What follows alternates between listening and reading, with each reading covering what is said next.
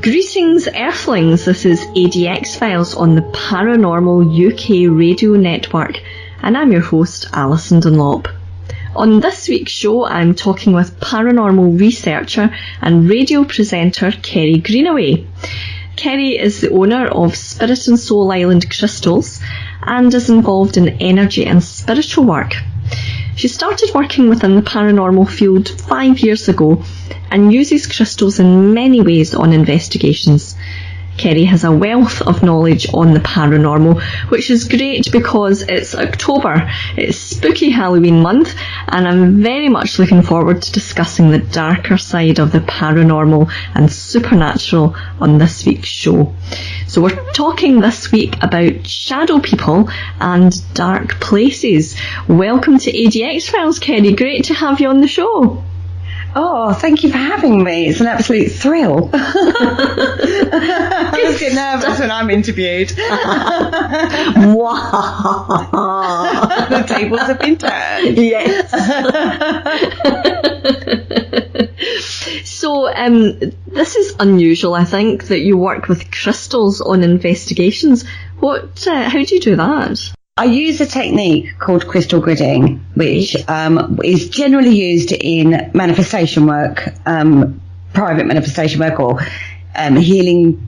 You can do a healing grid and remote send it out to the universe. It's basically formatting a pretty pattern, to put it in layman's terms, in a geometrical formation set to a specific intention. Right. And that's how we use that in the spiritual field. And we usually use these things in regards to personal goals and aspirations or like I said, healing, that kind of thing. All sorts of things you can do with crystal grids.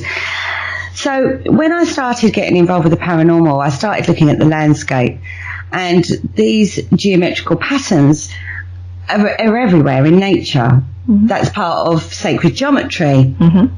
And then I started looking at stone circles, and then of course I came across the theory that the actual environment of a location holds energy. In regards to a theory like the stone tape theory, which although, that's a topic we could talk about for hours, but just on the initial stages of research going back in time, it interested me quite a lot. And I thought, well, if there's energy trapped in a location, people are going into the location to try to link. Crystals might be a really nice way of helping to bridge that gap. And even when we work with them personally, crystals, they help us to link in to help us with manifestation or meditation or spiritual workings, all sorts of things that we can use crystals for. So it kind of felt like a natural progression, taking it into the paranormal field to try and help create an energy that both sides could use, the spiritual side and the normal people side, to link better, to create a better connection in a paranormal environment. So that's kind of how it ended up being worked in the field. And it's been very interesting. It's been a very interesting journey working in this way in the field, because people go, oh, I must be your tech queen kind of girl, because I'm quite rational and I'm quite, like you said, I research quite a lot. I look at lots of different theories. But actually, when I'm out in the paranormal field, I work purely spiritually. Mm-hmm. I don't work with the tech at all. So this sort of goes back to my roots, because I was doing spiritual work a long, long time before I was involved in the paranormal. So it's felt like a very natural progression for me to bring that into the field. And it's interesting, it's really interesting that it does seem to have an effect. I can't prove that, obviously, scientifically, but it's created some very interesting results, I would say.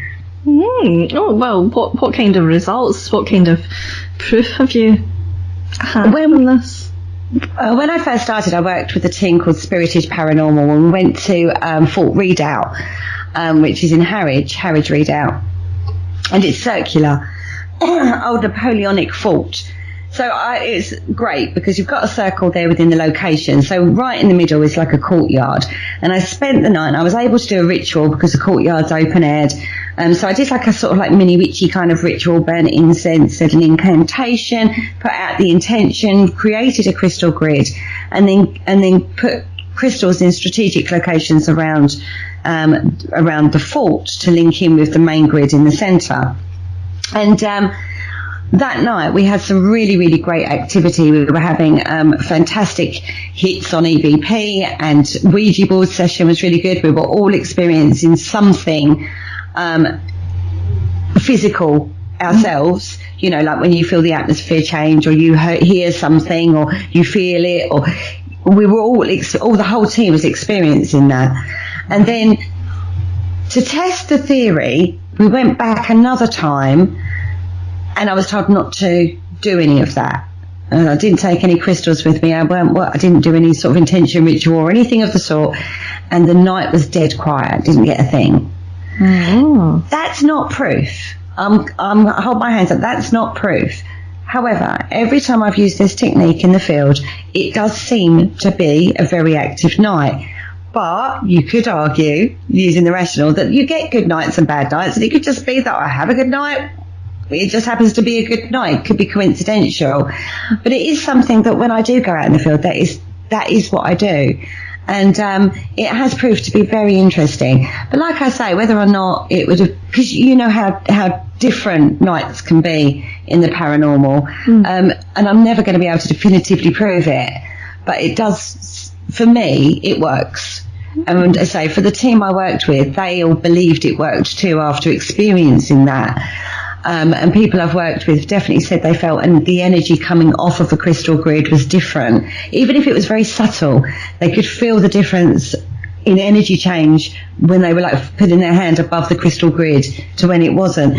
So there's something intangible is going on, but it just makes it fascinating, doesn't it? It's just another thing really that makes it more fascinating. Well, you know, I think, you know, as an investigator, we should have all these sorts of things as part of our toolkit, as it were, you know, to try to get results in whatever way.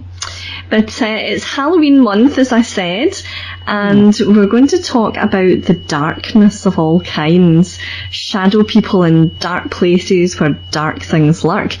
Do you have any experience of shadow people, Kerry? Not actually a shadow person. I've had dark shadows in a lit room come forward from a corner of a room. And I wasn't the only person working energetically that day. There were others experiencing that as well, and it was sort of witnessed, as it were, but didn't come out on the photos, which was very annoying. But not actually a shadow person per se, but it's one of those mythologies, isn't it? It's one of those things that people experience quite a lot, and it seems to be growing. That thing seems to be growing, and even some of the most rational people have reported this happening. One of the cases that I know about is actually at Woodchester Mansion, who Andy Mercer, who I believe is on the station too, experienced a shadow man, and he's very psychologically minded. He would look at it in that way, and he says he can't explain that. So it is something that people are coming across. And it always seems to come with a more, I say dark, negative. There'll be like an oppression. That's the word I'm searching for, an oppression to it when it happens. So is it something coming through from another dimension that's causing that oppression feeling? Because we know that high levels of EMF can cause those kind of sensations in people. Or is it something being externalized from an internal expectation? I don't know. What do you think they are? I'm definitely coming more to the mind of belief systems playing out in the paranormal field. So a form of externalization of an inner belief system. That is more where I now come from. in the field from some of the work I've done. And I do think belief system plays a huge part of the paranormal. I do feel that people, if they expect to hear knocking, they'll get knocking in an investigation. If they expect to hear footsteps, they'll have footsteps. If they expect to see shadowy figures, we'll go with, then they'll see that. So I am coming more round to that way of belief system. So I do think there is a play between human and the environment. Okay. What makes you think that? First, really, when I started looking at things like the skull experiment and the Phillips experiment, I was looking at those and I was wondering, why would the activity be so different for everybody? Why would personal experiences, be so different for every single person? Even people that are in the same room will experience something different sometimes. So I kind of started wondering why that was. And then I started to think about when the skull experiment sat down and did those, I wondered what their expectation was from that, what they were trying to achieve other than just contacting spirit, because they were all working physical mediums at the time. So then you looked at the Philip experiment, we kind of didn't have that. They were just building up a picture themselves and actually creating the activity. But the activity happened in a way that was different from the skulls experiment. Although effectively 2 groups of people have sat down to try and manifest spiritual phenomenon, even though their goal starting point was slightly different. And the way they experienced it. And I started to wonder about the belief systems of the people involved and their intention going into that experimentation, and whether or not that had an effect. And then if you take that further into the field, into the ghost investigation community, is it the team's expectation of what you should experience, i.e. things that they've seen on TV, or is it, where does it come from? Mm-hmm. Are you more, like in the same way as, are you more likely to have an alien abduction experience or an angel visitation? Effectively, you could say they are the same thing. It's your belief system that's moulding that. And then you've got the fairy law, the fae law, where people say that they appear as you the mythology of that is they appear as you expect them to appear. Yeah, not in their true form. Yeah, that's right. I actually just mentioned exactly that in a recent talk that I gave to the Theosophical Society, that all these things do share certain aspects of mythology, certain stories that are the same, like the abduction phenomena, just to take one of them. You know, the alien abduction and fairy abduction. You know, that's just one. Hybrid programs, another. Exactly. So, and then you start going to, is it our culture and our environment that's shaping our belief systems, which is why we're having the experiences and the way we're having them? They're still happening. I'm not saying they're not happening, but just the way your brain is processing them, it colours it for almost like confirmation bias. If you're very religious, you're more likely to have a religious experience. If you're not religious at all, but you watch a lot of science fiction, or you watch mainstream TV and stuff like that, it turns into an alien experience. And it fascinates me how everybody's experiences are different. And as I say, it makes me wonder if our belief systems are shaping the activity and the experiences that we have. So, yeah. But that sounds like that there's still some primary cause, and it's finding out what that primary cause is, really. Exactly. I mean, I've said this quite a few times recently. When we experience, we're actually experiencing the effect. We still don't know the cause of the effect. And we know that everything, there's a cause and effect. And we need to find out the cause. We're kind of knowing the effect. We're seeing it, we're feeling it, we're experiencing it, and hundreds and thousands of people around the world are. But what is the cause of that? And that's the bit that fascinates me. And it leads you down rabbit holes, is my favourite terminology on this one, of reading some incredibly advanced stuff that you probably need several PhDs to understand. And I'm sitting there like little common girl going, I don't understand this. I'm trying. But I do think it is starting to come closer together. I think the academics, of course you get your top level of doctors and PhD people that write incredible papers that mean nothing to me. But you are getting academics bringing it down to a language that everybody can understand. So it is happening, and it is worth ploughing through some of the harder stuff, because actually you kind of take nuggets away and think, actually, I didn't think I understood that, but I kind of get it. If that makes sense. I watched a program years ago with Professor Brian Cox. Love that man. He's very good at bringing a concept of physics and making it layman terming it. He does wonders with his TV programs of explaining things to normal people. I don't mean these terms derogatory, everybody. I'm just trying to make it so everyone understands the difference in levels of understanding, really. Yeah. And he was talking about, he did a live show with loads and loads of famous people in the audience, and he was talking about quantum physics. And he broke it down into manageable chunks with experiments so you could understand it. Now, I'll come off the back of the show, I kind of understood quantum physics. I could never have repeated it and make it understandable for somebody else. But for that hour he was doing that for, I got it. Yeah. So I do think there is now a crossover, or a bringing together those concepts, those ideas, those understandings, and they are starting to be spoken about and trying to understand by, the community, the paranormal community as a whole, in a way that that's never been done before. And I love that. I love trying to take a hard concept and translating it into a way that's easier to understand for people. I'm a bit sporadic sometimes with it, because I'm grappling with it myself, but bringing that forward.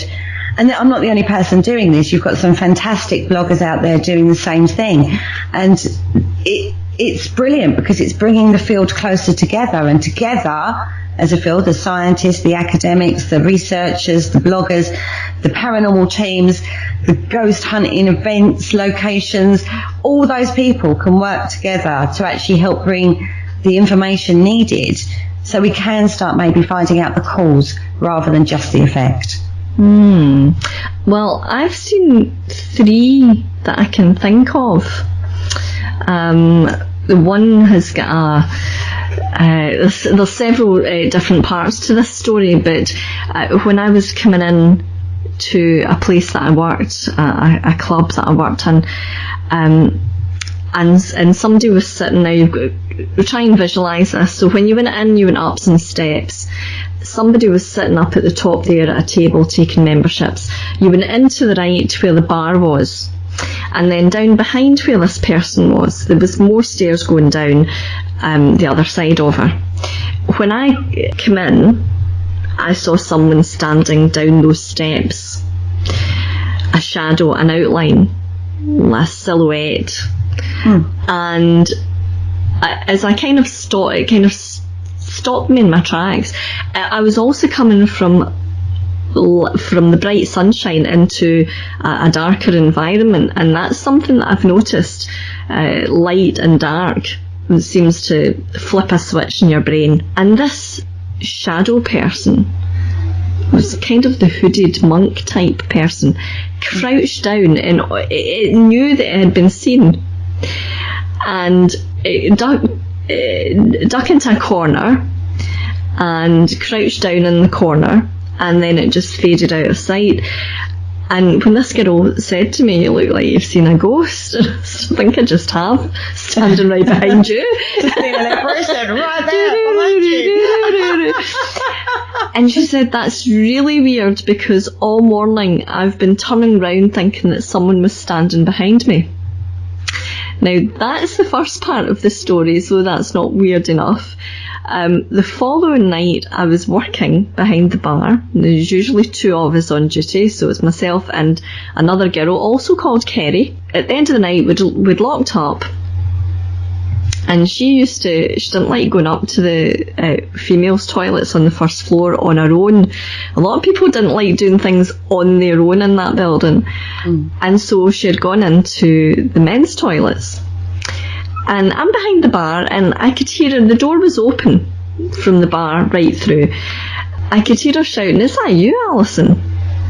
And I shouted, I'm behind the bar, what is it?" And what she had heard when she came out, she told me, was like the sound of somebody kicking these boxes that had been left in that corner and going, "Arr!" like this. Now, I should have been able to hear that. From where I was, I would have heard that very clearly, clearer than she would with a door closed. But I didn't hear a thing. So that was, and it was the same corner. It was the same corner it disappeared into. So that was one of the shadows. What other ones? Oh, well, there was one in my house too. Just as I put the light out in my living room, I was looking out into the hallway, and I saw this a shadow person, emerge from the bathroom, and my cat jumped at it and howled. So it wasn't just me. Yeah, so you've got another physical thing reacting to whatever that is. Exactly. So I thought, whatever that was, he saw it too. Another one was in a hospital, and it seemed to be going towards this old lady's room who was very, very ill. And when I brought in the angels, it backed off, completely backed off. But nurses had also seen something strange in that place. That's a very shortened version, because I've mentioned it before on the show. I don't want to keep repeating all my stories. I've talked to you about the hospital one before as well, and whenever you've told me, it's always struck me as when I looked into a topic called the jinn, they feed off humour and emotion and human trauma. Now, I can't think of any place that wouldn't be more filled with pain, suffering, absolutely, grief. You know, so many intense emotions would be around that time. So I think that's different from a shadow person. I think that would be an emotion feeding entity like the jinn, or something like that, to give it a title, I suppose, or an elemental that would feed off of that kind of energy signature. So it wouldn't surprise me to find something like that in that kind of environment. And I would say that you get good and you get bad. You called in good, and it scared off this negative entity, because it was a very negative feeling for you, wasn't it? That that wasn't what you would go, "That's a nice one, that's not, it felt wrong, completely wrong." And that's the other thing we talk about, your body is your own tool. How does it feel for you? You know yourself when you walk into a room how that feels. You can tell someone's had an argument, or if it's just everyone's just plodding on, or they're really excited and happy about something, without actually needing the visual clues, because you can feel it. And you can feel that in the environment around you. So that feeling of being watched, it's a common thing. "Oh, I felt like I was being watched." Maybe you are, you just can't see it. And actually, when you do see it, it's like a recognition from both sides. "Oh, you saw me," kind of thing. Do you know what I mean? Yeah. So if that is what these entities are, I do think that your hospital story, and it's one of my Kerryisms, that word, by the way, and what you experienced working in that environment at the bar are two kind of different kind of entities. What do you think about that? Well, they both responded to something. They both responded to me seeing them for a start, or me doing or saying something. So they seemed to be very similar, if not the same thing. I would have said, just like there was that kind of almost an intelligence behind what was there. The one in here was just too quick. It was over with very, very quickly. So I don't know if there was any kind of response, but I don't know. I just kind of thought, well, if it looks the same, acts the same, must be the same. That's me. That's one of my Alysonisms. Simplify it as much as possible. Simplify it. Maybe I overcomplicate it. I'm wondering, thought this before, that maybe it's an interdimensional thing. Oh, I've also seen shadow spiders. That's another thing. Have you ever come across anything like that?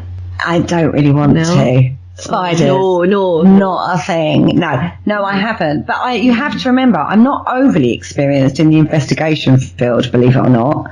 And I'm very solitary. I just sort of stick to my thing. I don't like to put it out there too often. When I was investigating, I haven't investigated properly for about 2 years. Right. I've been living quite a muggle life, apart from researching in books, to be fair. So if anything did walk or happen around my house, I get the odd thing, because obviously the way I work spiritually for my own belief system. But like if you'd have to come and tap me on the shoulder, I think, because my head will be in a book or focused on the computer screen. And you're like, hey, I'm over here. And I'm like, no, I'm reading this article. I can't talk to you right now. So having had that, I love listening to other people's experiences of it, though. And I know how it feels with energy differences and working in regards to energy in a paranormal or spiritual environment. So I understand where that's coming from. I think the trouble is, when you see this kind of, we'll call them entities, for argument's sake, when you see that kind of thing, that entity, it's almost like your body goes into a fight or flight. It kind of freezes for a moment. And I think at that point, you're taking in millions of pieces of information that your brain is trying to assimilate. So you've had or people have experiences, and then the aftermath is what the hell was that? Yeah. And because you can't find any definitive reason, and because your moment of experience is frozen effectively in that moment, because that's how you were in that moment. We all say, oh, we'll do this or we'll do that, or we'll grab our camera, or you don't, do you? You freeze. You know, my first thought is not picking up. Oh God, it takes me half an hour to work out how to pull my phone up on my phone, my camera up on my phone anyway. So I was like, hold that thought. I just need to find my camera. So it's a memory. It becomes a memory thing, which becomes, by definition, flawed. And that's the shame, really. It would be great if we could tap into a brain, as it were, and pick out that exact moment and replay it almost like a video camera, but that's not how memories are made, so you wouldn't be able to do it. But it'd be great to do that, so you could literally see exactly or experience exactly what the other person was experiencing.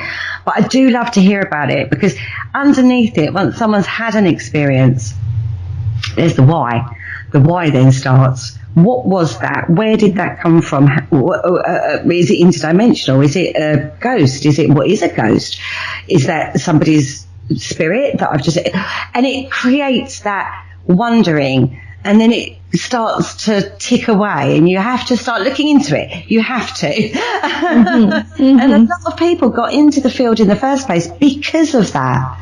Yes, you're absolutely right. I'm just going to take a very short 2-second break here, Kerry, to say that you're listening to ADX Files on the Paranormal UK Radio Network, and I'm your host, Alyson Dunlop. I'm speaking this week with Kerry Greenaway. Kerry, what do you think of the Hat Man? Well, the Hat Man. Dum dum dum. Where do I go with that one?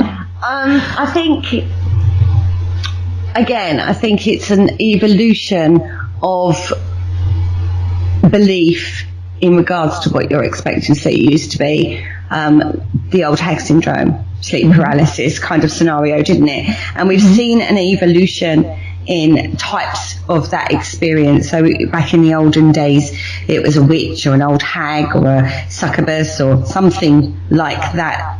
And then it evolved into the alien abduction thing coming through, and the sleep paralysis thing that's been argued before. Not saying it is anybody, I'm just, saying theories. Mm-hmm. And then we've gone into the Hat Man, which kind of has come out of the creepypasta thing of it's faceless. That's what it is. That's why it hooks deep into your psyche. Mm-hmm. It's because it's faceless. One of our very basic first instincts as a human is to recognise faces.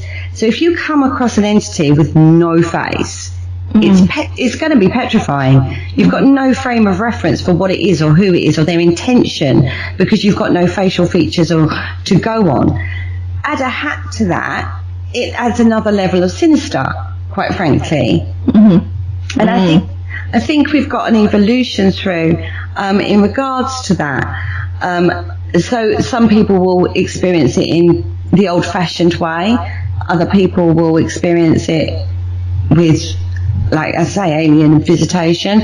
Another may experience it with the Hat Man. It's always horrible, though, isn't it? Well, yeah, they don't have a very good reputation for either what happens when they're about or the state of the person. Quite a number of cases that I've read about with the Hat Man, the person has been ill and he's had the reputation of being associated with people when they're sick or dying. Certainly when I saw the Hat Man sitting by my bed, he was there when I had renal failure. So I was really sick when I saw him. So I don't know, is that a kind of a primitive warning of impending doom? Thankfully we live in times where the medical profession can step in, but otherwise it's some kind of warning system maybe. Well, I was thinking with that, as you were saying that, I was imagining going back. I wonder if it's a cultural fear almost, because a doctor back in the day would have had a long coat, he'd have a suit, a long coat on, his little bag and his hat. And it would have put the fear of God, because it was a very unknown quantity when doctors were, first available to the populace. You've got to remember, a lot of the times they weren't. You just had to get on with it. You didn't have the NHS. We didn't have the system for healthcare that we have now. So as that started to come into our culture, the fear linked with that, like it's a bit like going fear of the dentist, I suppose, could be why people link that to ill health. That maybe it's a deep set cultural fear that comes forward in that moment.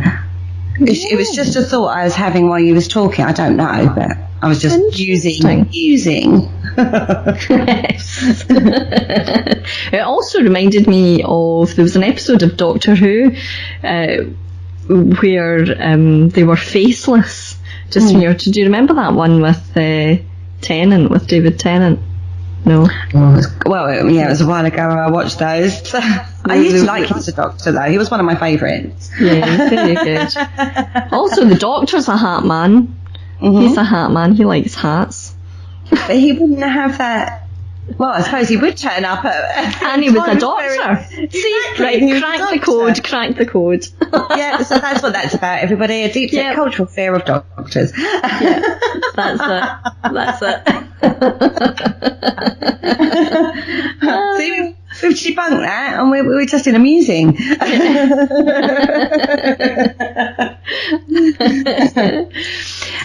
What are your thoughts on the demonic? Go on. I do, as a spiritual person, believe there are good energies and negative energies. I do think they can affect you, both good and bad, in a physical way and help you or hinder you in your life's past journey. That's my personal belief system. Okay. I do not believe there's #demon every corner you turn around. I do not believe that at all. So if you're asking if I believe in a demonic entity, then the answer would have to be yes. In the true meaning of the word demon, of course, not today's fangs and hooved claws and fiery fork kind of demon. Okay, well, what do you think can be done to get rid of phenomena like shadow people and the Hat Man, things that are scaring people? How do they go about getting rid of them, do you think? Oh, now there's a question, isn't it? My personal opinion is you take control of it. You have to take control of it. You're in control, not them, and you have to realise that. And you back that up with whatever tool you need, whether that's like going for a shamanic cleansing or whether that's, cleansing your bedroom. Be mindful about your thoughts. Pull yourself up if you're being overly negative all the time, and actually be more mindful about your intentions that you're setting out there. If they are feeding off of your negative energy, then don't give it to them, quite frankly. It's as simple as I say, it's as simple as that. It's not simple at all. It's one of those terms where it's easy to say but not so easy to do, because when you're feeling down or depressed or you're experiencing and it's scaring the life out of you, then how do you take control of that? It's the fateful question. But I think everybody reaches a point when they go, enough. Yeah. And you either reach out to somebody else that you feel could help you in whatever manner that is, whether that's going to a doctor, whether that's going to your spiritual leader, a priest, or whatever faith you believe in. Reach out, talk to people, get there, and by talking about it, your intention is to resolve it. That's what you start searching for. You start searching for that help, for resolution. That resolution starts a thought pattern of positivity. You're making positive steps to resolve the situation. But you have to be responsible for your own mindfulness in regards to how you do deal with that. It's your environment that's being affected. So I do believe you have the power to be able to control your environment. Yes, you need external help sometimes, but you have to have that positive intention to invite them in. A priest could knock at your door tomorrow, and if you're not ready to hear the message, you're not going to hear it. It's the same kind of thing. So you can take those steps, back it up, use, salt or sage, or clear out, start recognizing the negative patterns and changing them so they don't happen. Those are the steps I would advise anybody in a spiritual way. And I have dealt with an entity like this, and it has been resolved. Right. And how was it affecting the people? It was affecting me, actually. Oh, it was yourself, right? Okay. It was actually myself, and I didn't see anything physically, but the effect on my life was so profound that once I recognised it was very subtle. That was the other thing I would say. It was very, very subtle the way it happened, and it took a little while to recognise it. And I'm constantly energy scanning and working with the energy around me in my home. And obviously my home is very well protected anyway, but it still managed to have an impact. And it was only actually when I took a step back from myself and looked at my life and suddenly saw reoccurring patterns happen and how I was in myself as a person, usually very positive, and I wasn't positive at all. Right. And I was drinking too much, and I was having panic attacks, and I was having depression, which I generally wouldn't get. I've had panic attacks before in my life, but that's an anxiety thing, not a depressive thing. So when I started to sit there and look at that, and with the circumstances that had happened before, it made me think. I had the test at the doctors, they weren't finding anything wrong, they just wanted to slap a pill on it.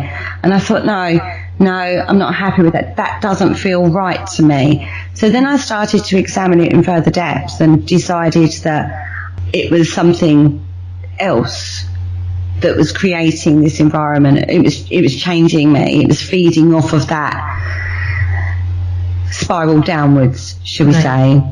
Okay. And so I did another working. I did another ritual working. It took me 3 banishing attempts. Twice I was thrown across a room from a meditation.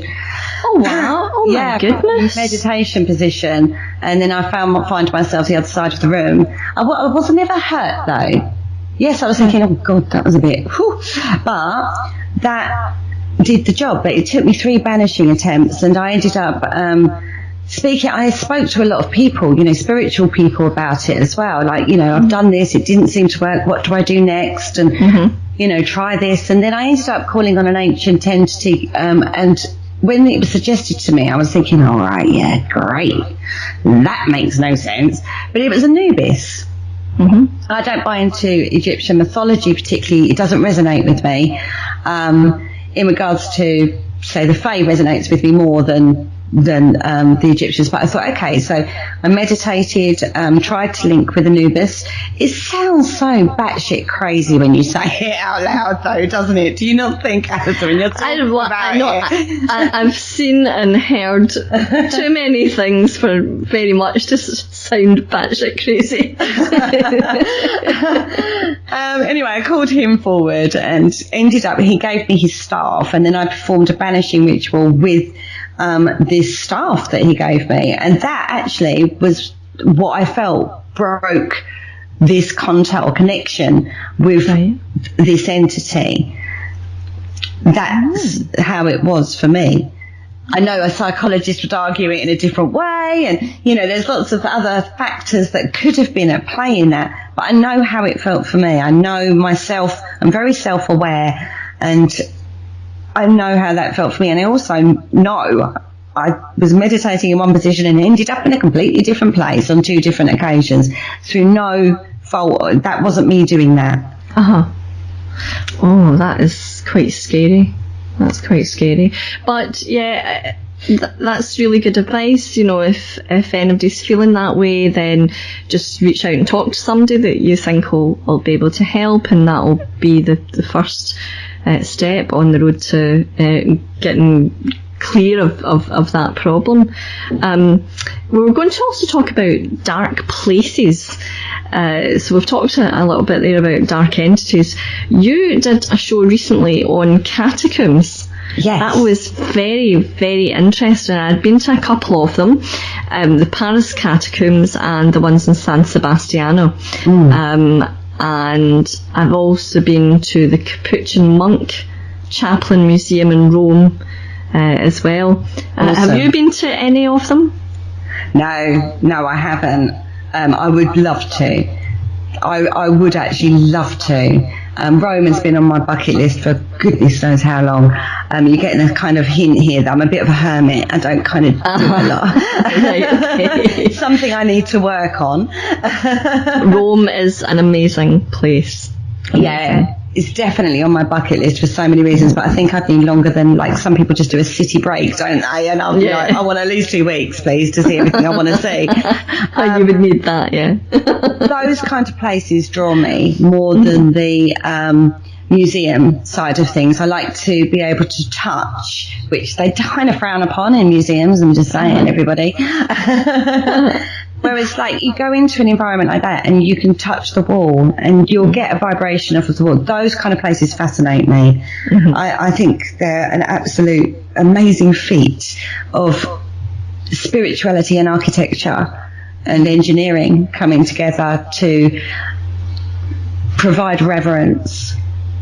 Yeah. There's loads of them in Rome, loads of catacombs in Rome, and I didn't realise that there was one in Palermo in Sicily, another Capuchin one in Palermo, and that's the one where they're all standing up. Yeah. Is that the one where they're in weird poses and they're like, how that fascinating. And what a sense of humour. I know, what's that all about? But I wish I had known. Life, why shouldn't you be fun in death? Why should it be so macabre and so if you're that, I'm not saying the monks were fun-loving guys or anything, but if you are that kind of person in life, why can't you be like that in your death, to be remembered in that way? It's all very sombre. We take it very seriously in the UK, don't we? It's a very sombre affair, death and grieving. But yeah, I loved that idea. I thought that was brilliant. Can you think of, are there any dark places that spring to mind that you've picked up on, because you're quite sensitive? Have you picked anything up that's quite, dark? Yeah, for me, it will tend to happen more in a natural environment. So like in a woods or something like that, I can usually pinpoint where there would be a more heavier energy, a darker energy you would call it. In locations, it will be the entity that's creating that darkness rather than the location itself. But there are some places I think will have that you should respect and leave alone and not involve yourself in. I do think there is a level of ethics that is needed within, and respect, ethics and respect that is needed if you're dealing with the other side. I think sometimes it's considered very frivolously, and people don't understand that they could be messing with something that they possibly would not understand or be able to deal with, like a darker energy or a darker place.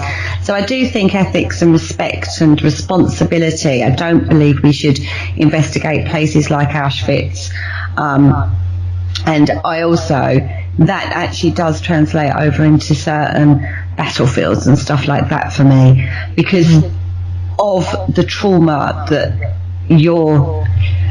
I was talking earlier on to my Haunted Histories host, Penny G. Morgan, earlier on about the wars.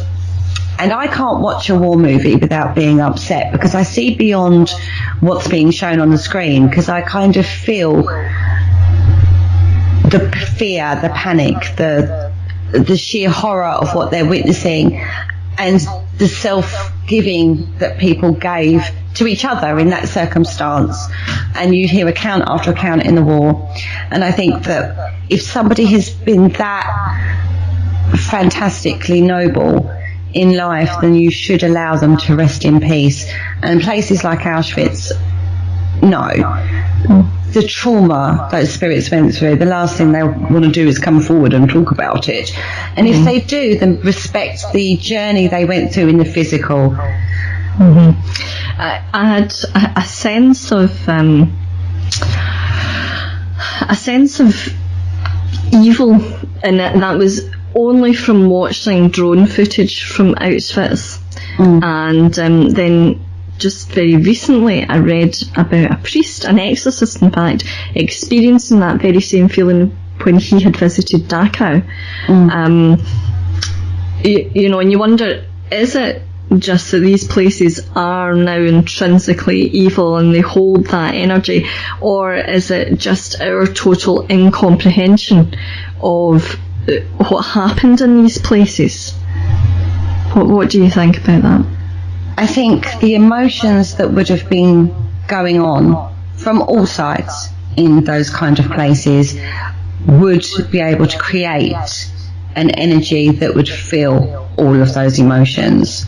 If we have the capacity, going back to the Phillips experiment, to actually create a manifestation of an entity like Philip that they then was able to have activity from,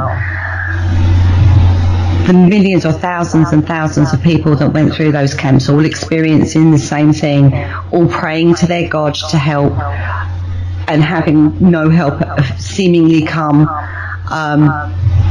the horror that they're witnessing around that, I just think that is going to build an energy into something, and it wouldn't feel a positive energy because it's not being born from positive emotion. No.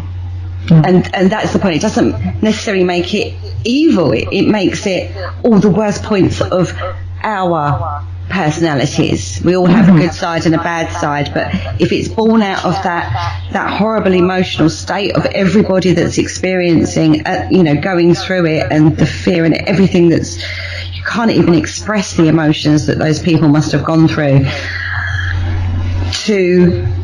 into some form of energy signature, it's going to feel evil, it's going to feel bad, because that is where it's born from.